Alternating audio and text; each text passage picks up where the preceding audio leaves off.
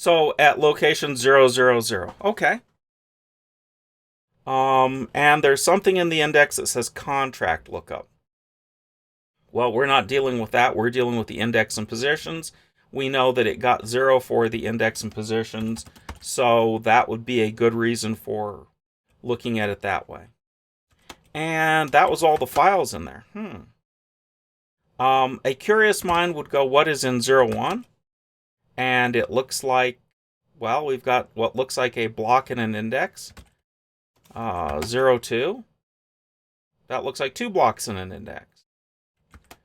And that one looks like 3 blocks and an index. Let's go look at 03.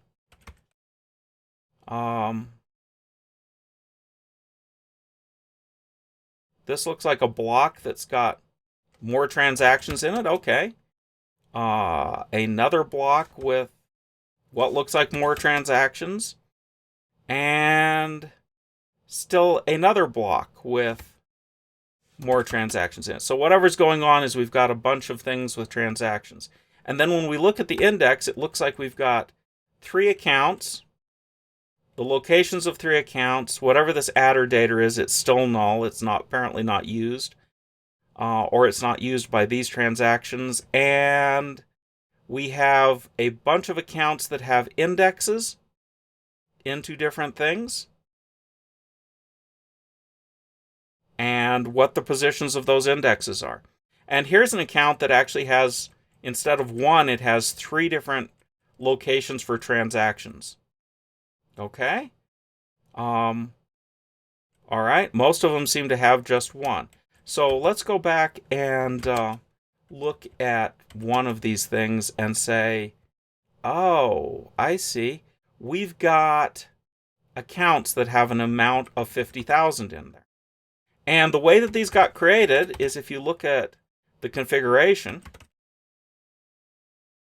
it actually has a configuration with an actual mining reward of 100, and it has all of these accounts that were pre-created with 50,000 tokens. And it says what the account for the mining reward is.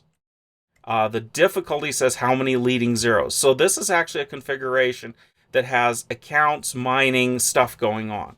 Now, did we ever use this thing in the makefile? I know at some point we used this test genesis, but when we got down here and we ran main and we did create genesis, it defaulted to the default configuration, which is just what? The default configuration is that configuration file we were just looking at. So if we do these tests, I guess it's using the default configuration, creating a bunch of accounts that have values, and then testing a transfer of a balance. So we've got tests in place. This is kind of like okay, I saw the tests, I know they're there, I know they produce some output, I know how to run them. Okay, let's go back to the code and take a closer look at that code. Now, if there's something out here that goes out to the index, it finds everything, it walks across this index, and it gives me a sum. Okay? And I know that right after the sum, I'm going to do something, and then get the list of output transactions. That's step 3. So we've got to put in some code right here. Okay? Now, getting that sum looked an awful lot like what we need to do, okay, when we actually get the list, because we've got all the indexes right here, and it's like, okay, I wonder if there's something else that used unused output value. Okay. Oh, right below it, get non-zero accounts. Well, that's almost a mimic of the previous one, but look at the return value. Instead of it returning a sum, it goes out there and it returns transaction output type. So when I actually want to get these things as opposed to the total, I can just go out here and call this, because it's got the same things, but instead of returning a total, as it added it up, it takes the actual blocks and it appends them to this return value. Okay, well, that's going to be useful. We're going to save that one. So let me come up here and make a copy of this and go back over here, and I'll put a note into myself. Okay, now let's go up here and let's get this sum and build this piece. Okay, go up, copy this routine. And it takes a CC, which is the same thing that I was passed.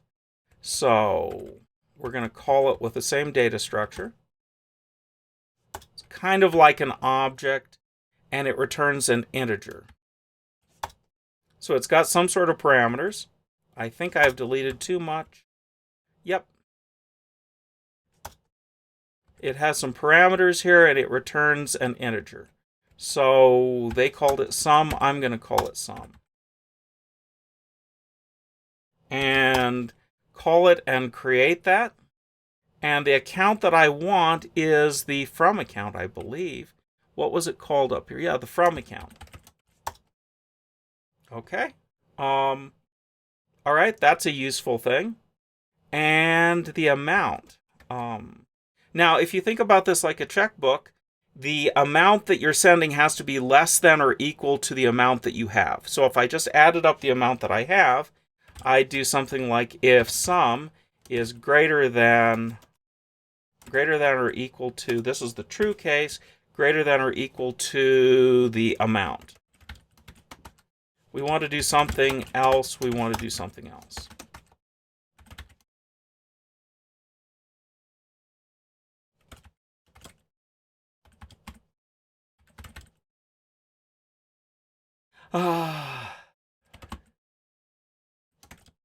Print out a message.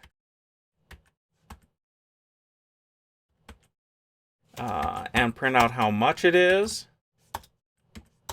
Go actually has the ability to print out based on the data type, so I don't have to worry about whether this is a int, a long int, a short int, a 64-bit, a 32. We'll just print it that way with a %v. It'll figure out the data type inside the printf.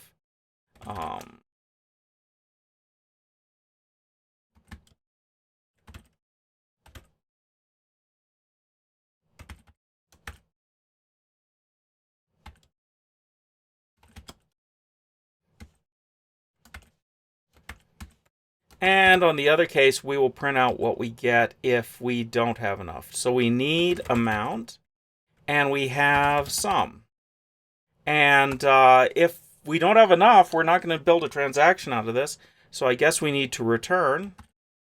And what are our return types? We have a pointer and an error. So if I'm returning and I don't have a value for it, I just want to say, there's a couple ways you could do this, but you could do nil to return an empty pointer, and you could return an error. What does the bank say when you get a bad check? Insufficient funds. Okay. So that looks like the first test, and generally speaking, when I do these things, my next step is I want to run this thing, compile it, see if I've got things put together in the right order, and at this exact instant just stop, because I don't want to update any of the files that it runs from the main.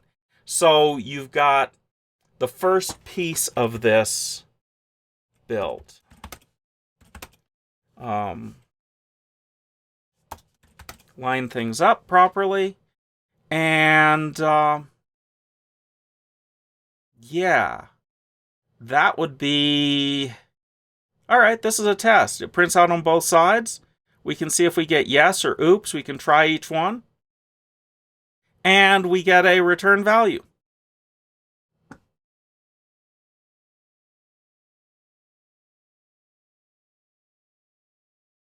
Okay, now before I actually run a test, I'm going to go back and read what the instructions were. Oh, I was supposed to call sum total. Well, that makes some kind of sense. All right. Let's go and call this tot. Okay. Probably doesn't make a difference what it gets called. There's a proof in functional programming that it makes no difference, but it matches with the instructions. And that's probably good because there's probably going to be other instructions that refer to it by that name. So that's the part that matters, not to the language. But I changed those, and I've done both pieces. I called this function, yes, and I checked to see if they don't have sufficient funds. Doesn't say about printing out any success message, but I kind of want that for me as I'm testing. Maybe I'll come back here and tweak this and take these lines out later. But that ought to be enough to run a test. So let's go over here to main and see if we can build it. And I've forgotten something in that thing. Oh, yes, at the top we need to tell it that we're in the same package. And we probably need some imports. I bet you when I go and compile this now, it's going to tell me I've got too many things that I'm importing, that there's stuff I need to take out. There is a tool for doing this, but I don't have it on this computer, so we're kind of going with, let's see what the complaint is. Imported and did not use. All right, let's put these in a file.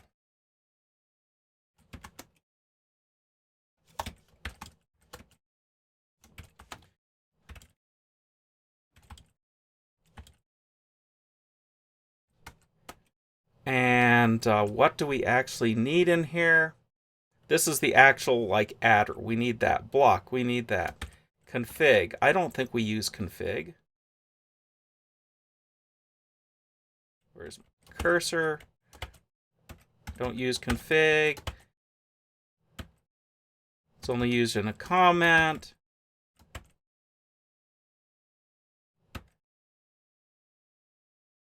Probably going to need to put that one back in later. I just have this sneaking suspicion. Lib. Yes, we use that one. Mine. Don't use that one. Transactions. I'm certain we use that. Is that misspelled? Dang. That's horrible. Bad instructor.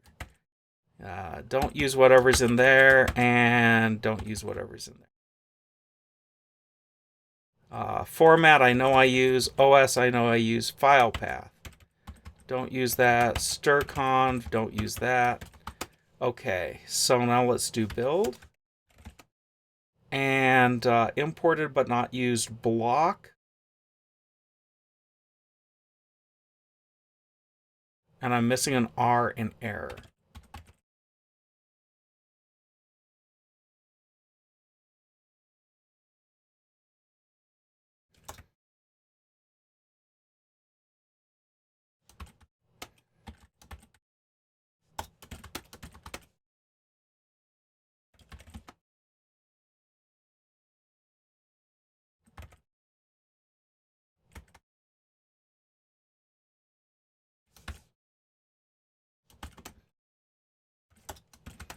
And Go requires you to put a return at the bottom. Okay, so it built. So let's go back to main.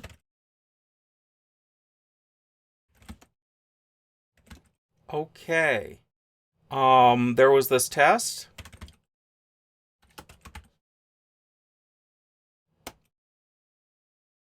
Okay, and then let's do one step of the other one. And it tells me that I failed because I didn't actually transfer the money. I'm kind of expecting that. But in the middle of this test, we have yes. We have sufficient coins. And it summed to 50,000, which is kind of expected since these accounts started off with 50,000 coins. So, yeah, and expected 50,000 got 50,000.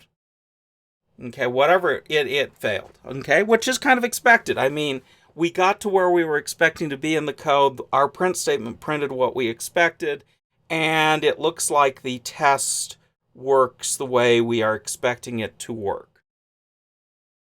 That's pretty good. Okay, one piece down.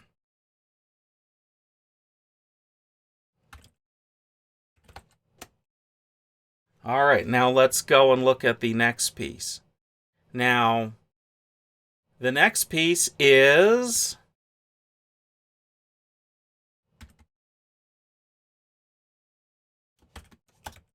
get the list of output transactions. Call this old outputs. Okay, well, all right. Isn't what I'd call it, but let's see, old. And we've got this function that we found that we were going to use for this.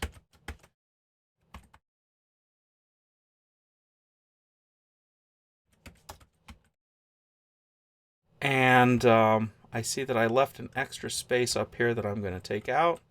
Aesthetics. And we pass the same thing to it again. So this must be the from account. I think it would be more efficient if it actually did both of these pieces at once and returned two things. Those functions were pretty similar, but hey, this is what we've got. And what do I want to see when I get the from account? So let's print it out.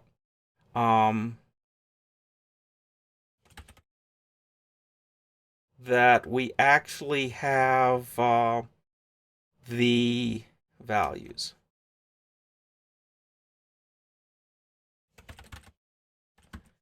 And how are we going to print it out? We could print it out the way it comes out. There are debugging facilities in format print, but I'd kind of like it in JSON format.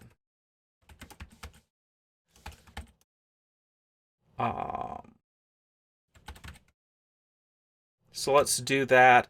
And if you go poking around in the code, you'll see that there is another thing that's kind of handy, which is what line number we're at. To print out the line and file. So I got to give it two things I'm going to output here. And I am going to do one other thing here.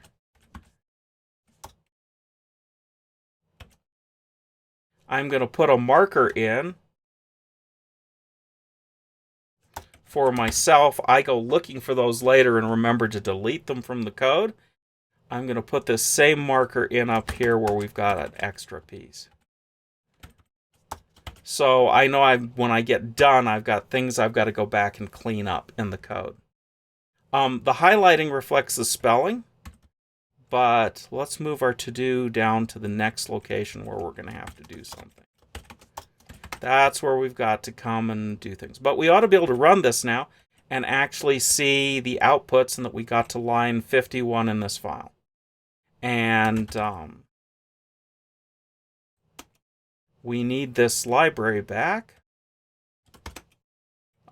from here. So we'll throw that back in the imports because we're using that Go debug library. So let's build this again. Okay, it compiled. Let's go over to main and run it. And okay, you have sufficient coins, and it printed out this message in a format.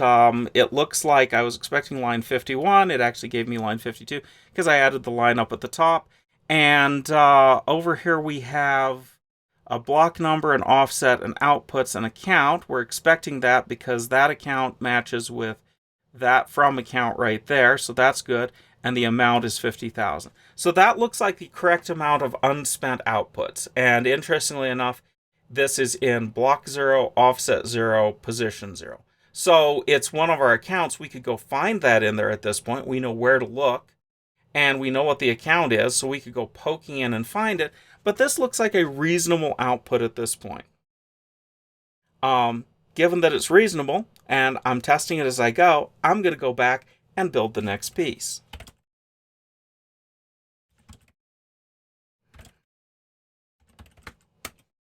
All right, now to do. Okay, I've gotten to this piece. Find the set of values that are pointed to in the index. Okay, where is the index? These are values from the from account. Now, over here in main, Okay, we had what the index looks like when we print it out, and we've got some stuff up here, but we've got this find value. That's where it was getting the values from, and when we get down to this adder index, it's got the indexes by account. Okay, now the nice thing about indexes and hashes is usually if I have a hash, that means that I can index stuff directly by the account. The account is indexed with a 0x and the address of the account. Okay, so somewhere in some data structure I've got this thing. So find is probably easy. Delete this from the set of index. I wonder how you delete from a hash in Go.